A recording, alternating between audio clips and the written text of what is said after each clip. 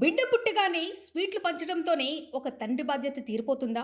భార్య చంటి బిడ్డ హాస్పిటల్ బెడ్పై ఉంటే భర్త మాత్రం ఆఫీస్ మీటింగ్లో ఉండాలా? ప్రసవం తర్వాత తల్లికి శారీరక మానసిక విశ్రాంతి ఎంత అవసరమో పక్కనే భర్త తోడు కూడా అంతకంటే ముఖ్యం. ఒక తండ్రిగా తన బిడ్డను చూసుకోవాలా లేక ఉద్యోగాన్ని కాపాడుకోవాలా అనే సందిగ్ధత అతనికి ఎందుకు ఉండాలి? ఈ ప్రశ్నలన్నిటినీ పార్లమెంట్ సాక్షిగా సంధిస్తున్నారు మన రాఘవ్ చద్దా. ఆయన డిమాండ్ ఏంటో వింటే ప్రతి భార్య భర్త చాలా సంతోషిస్తారు.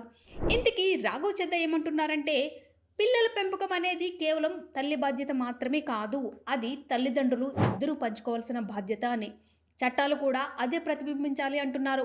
అందుకే భారత్లో పెటర్నిటీ లీవ్ అంటే తండ్రికి ఇచ్చే సెలవును ఒక లీగల్ రైట్గా మార్చాలని ఆయన డిమాండ్ చేస్తున్నారు.